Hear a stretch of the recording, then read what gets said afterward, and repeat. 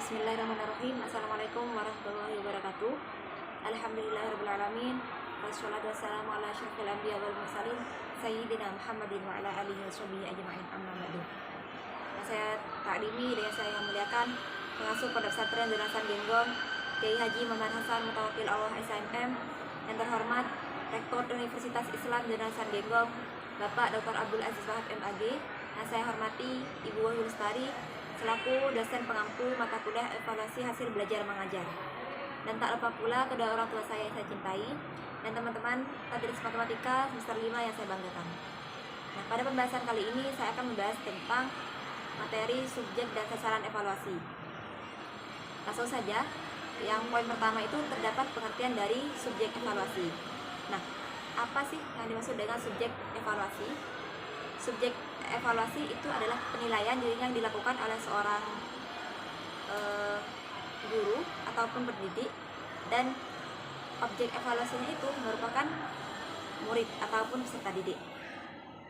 Adapun pembagian tugas yang diterapkan yaitu meliputi yang pertama, subjek evaluasi pendidik, yang kedua, evaluasi menggunakan skala, yang ketiga, evaluasi kepribadian. Nah, maksud dari yang pertama itu subjek evaluasi pendidik. Artinya, pendidik itu bertanggung jawab untuk mengevaluasi prestasi belajar peserta didik ataupun pencapaian akademis dan keterampilan dari peserta didik.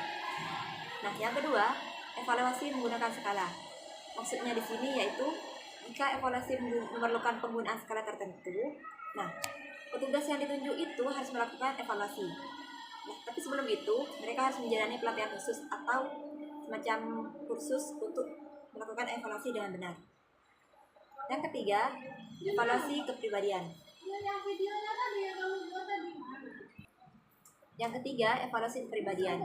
Nah, evaluasi kepribadian ini dilakukan dengan alat ukur yang telah distandarisasi atau sudah ditetapkan oleh ahli psikologi.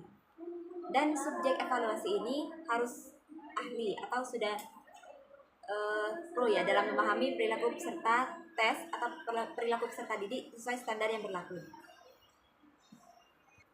Nah, kemudian selanjutnya terdapat sasaran dari evaluasi. Nah, sasaran evaluasi ini mengacu pada semua aspek dalam pengamatan untuk mendapatkan informasi lebih lanjut. Tujuannya di sini yang pertama meliputi input atau hal yang harus diperhatikan dalam input, yaitu aspek kemampuan, kepribadian, sikap, dan inteligensi. Aspek kemampuan di sini yaitu kapasitas seseorang untuk menyelesaikan tugas tertentu. Aspek kepribadian yaitu perilaku yang dimiliki oleh seseorang dan dapat mempengaruhi keberhasilan pembelajaran. Aspek yang ketiga yaitu aspek sikap. Aspek sikap ini merupakan kepribadian seseorang yang terlihat dari cara dia berinteraksi atau berkomunikasi kepada sesamanya. Yang keempat, aspek inteligensi. Maksudnya itu kemampuan untuk menyelesaikan sebuah masalah. Nah, kemudian terdapat sasaran evaluasi.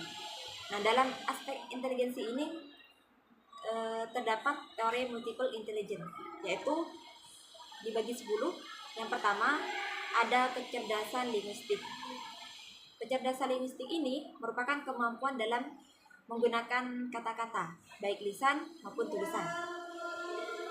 Kemudian ada inteligensi logis matematis, yaitu kemampuan berpikir logis dalam memecahkan masalah matematika atau misalnya berkaitan dengan hitung-hitungan. Yang ketiga, inteligensi musik, yaitu kemampuan memahami atau mencipta dan menghargai sebuah musik. Untuk inteligensi kinestetik, yaitu kecerdasan dalam menggunakan tubuh untuk belajar atau berkreasi. Linguistik kan artinya kinestetik.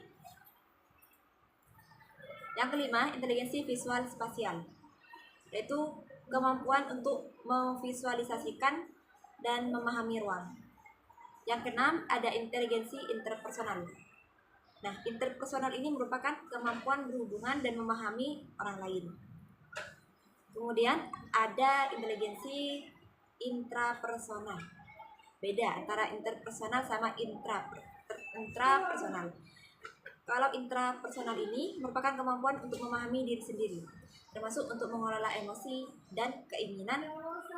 Dan yang kedelapan ini terdapat inteligensi naturalis, yaitu kemampuan untuk mengamati dan memahami alam sekitar, termasuk flora dan fauna. Kemudian ada inteligensi emosional. Nah, inteligensi ini merupakan kemampuan untuk mengelola emosi dan membuat keputusan dengan bijaksana. Yang ke-10, inteligensi spiritual. Inteligensi ini merupakan pemahaman tentang eksistensi Tuhan dan berhubungan dengan alam semesta atau penciptaan alam semesta. Kemudian terdapat yang kedua, inteligensi spiritual itu merupakan berhubungan dengan pembuktian bahwa Tuhan itu pencipta alam semesta. Adapun objek penilaian atau unsur dalam proses pembelajaran ini diantaranya meliputi kurikulum. Nah, kurikulum sendiri itu merupakan suatu rencana pembelajaran yang disusun secara sistematis, baik secara tertulis maupun tidak tertulis. Kurikulum ini adalah untuk menciptakan lingkungan dan suasana belajar yang mendorong motivasi peserta didik. Kemudian sistem administrasi. Nah, sistem ini fungsinya adalah untuk mengelola berbagai aspek kegiatan pendidikan seperti keuangan, absensi, dan data penting agar proses pembelajaran itu berjalan teratur dan tertata dengan baik. Yang ketiga, ada sarana pendidikan atau media. Nah, sarana pendidikan ini adalah alat yang digunakan untuk mendukung proses pembelajaran agar lebih efektif dan efisien. Seperti sarana pendidikan itu papan tulis, penghapus, buku, atau semacam proyektor dan media lainnya. Kemudian metode penilaian. Nah, metode penilaian ini adalah cara penilaian dengan metode penilaian ini merupakan metode mengajar dan penilaian mencakup cara pendidik menyampaikan materi, bagaimana hasil belajar peserta didik, kemudian itu dievaluasi. Misalnya melalui tes atau pengerjaan soal ataupun observasi. Kemudian ada pendidik dan personal lainnya.